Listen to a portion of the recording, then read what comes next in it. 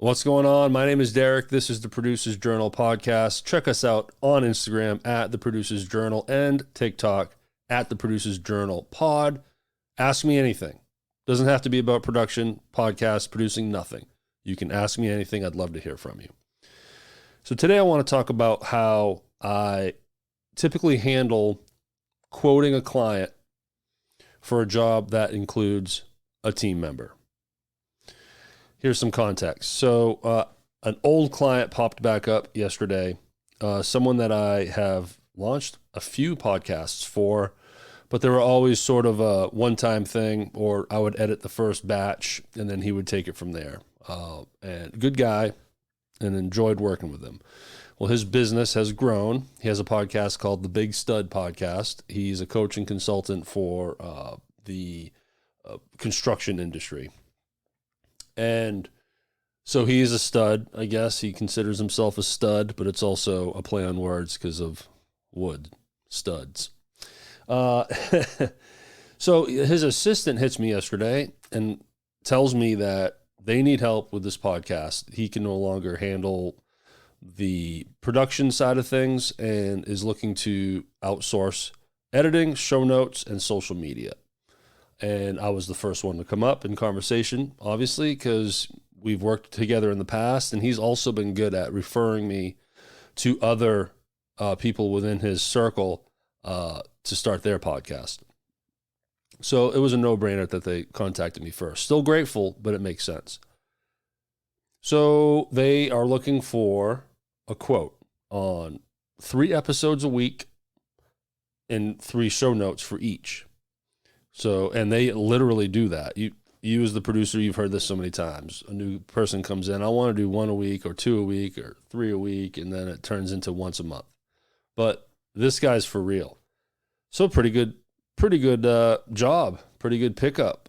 That's 12 podcasts a month added to the pot here. So awesome. And that's an easy quote.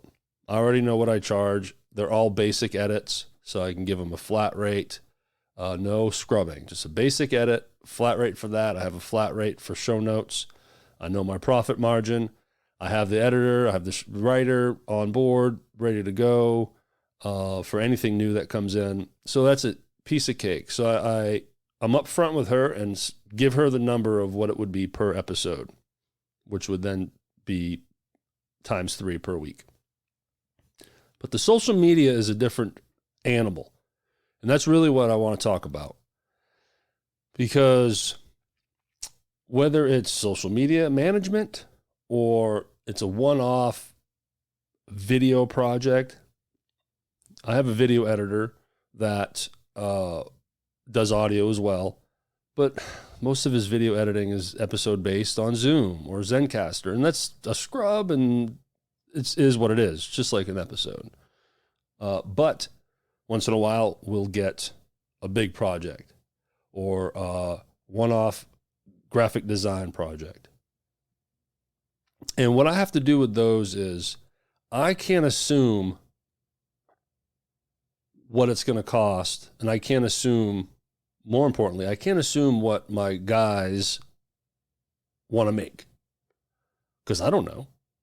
I could get a bullet list of expectations on how they want this stylescape to look or the video to look, because it's a several different files from a webinar and all these directions and all these extras and multi-camera, and I can't judge on how long that's going to take because I'm not the specialist in that area.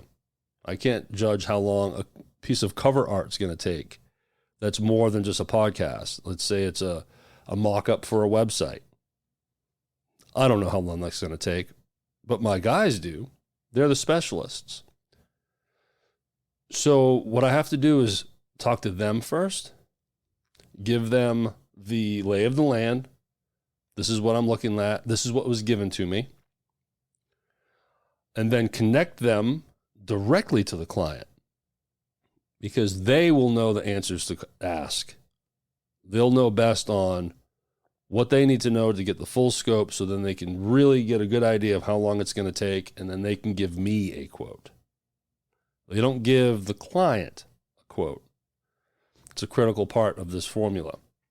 They give me the quote. So then I take that number and then mark it up, 20%, whatever it may be, whatever I can that makes me feel like I'm still being competitive. I don't want to outprice myself. I don't want to get underpaid either. There's that sweet spot. Then once me and my editor are on the same page, he or she is on board with what they have to do and the amount we agreed to, mark it up, send that quote to the client. That way, if the client says yes, then I know my editor is getting what he wants or what she wants. Rather than me just assume and then throw out a blind pitch, oh, that's going to be $200. And then I talk to my editor and he's going to be like, dude, I'm not doing that shit for $200. That's like a $500 job. Oh, crap. What do I do now?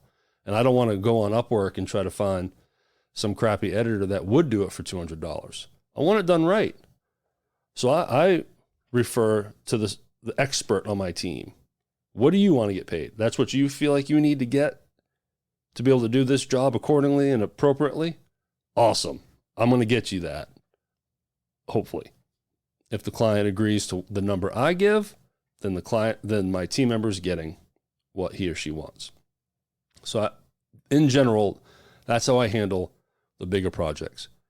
When it comes to editing, show notes, simple episode card, audiogram, videogram, I have that all worked out. I know how much time those take. I know what my guys agree to do these things for. So I know how to charge flat rates, and I can give someone a quote instantly. But yesterday was a social media opportunity. Now, this is a completely different animal. We don't advertise, we meaning my company, Shelby Road Productions, we don't advertise social media management. We handle all the development and management of podcasts up to marketing. I leave that for other people. There are other businesses that are stronger in that. Shelby Road Productions is nuts and bolts. We build the shit for you and manage it and develop you and push you out there.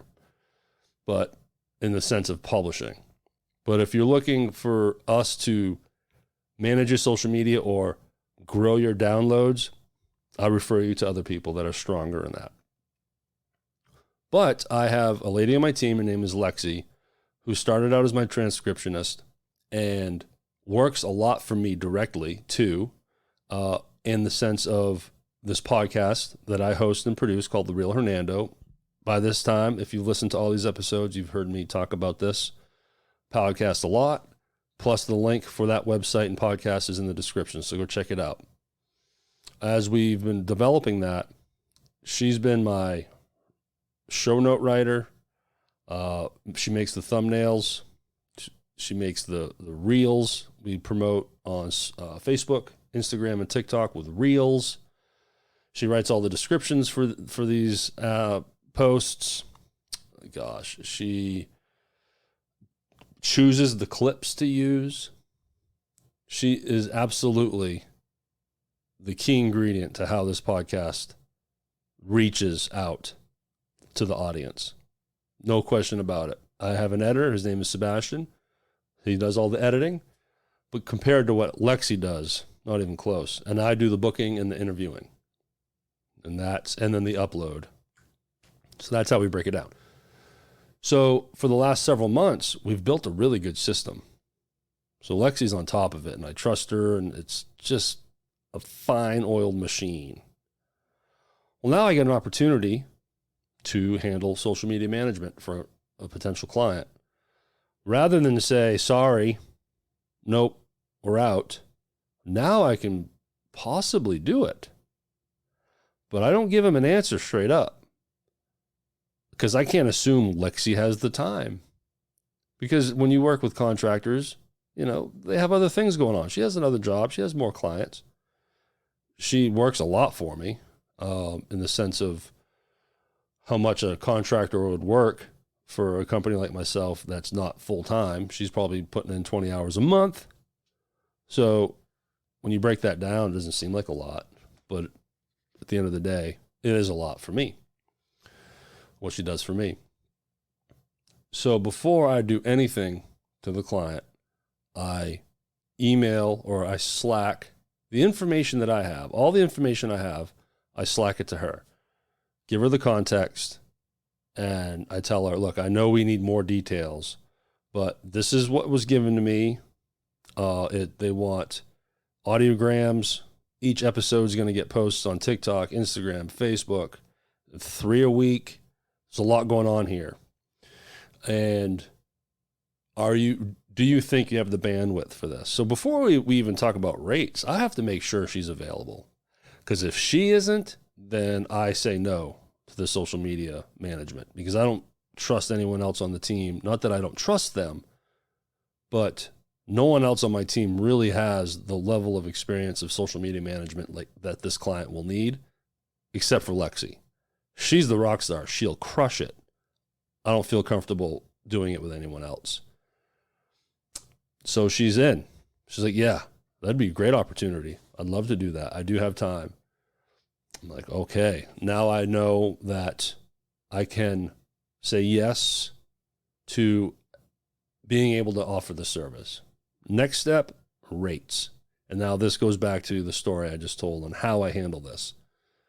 I need Lexi to talk to this client directly so she can ask all the questions she needs to ask.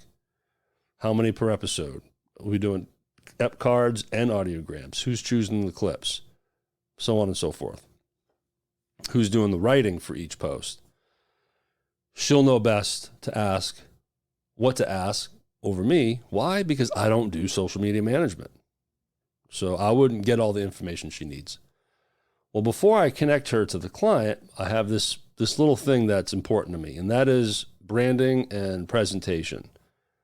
I do not connect a team member with a client without them having a business email.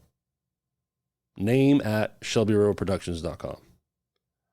And my main man, Mondo, that's hard to say. He is an editor, audio, video, graphic designer, another form of an assistant. Like I have certain people on my team that assist me in different areas. So he's the guy I go to when it's time to set up a new business email.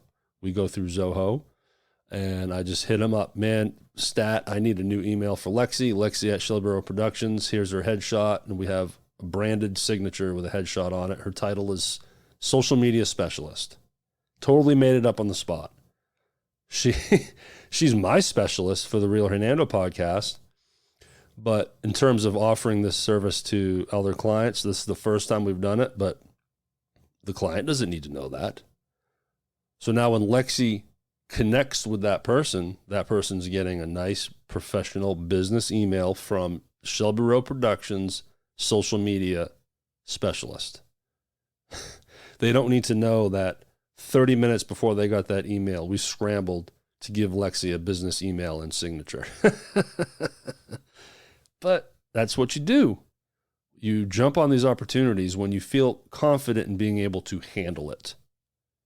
So now Lexi's going to be meeting with this client, I think this week.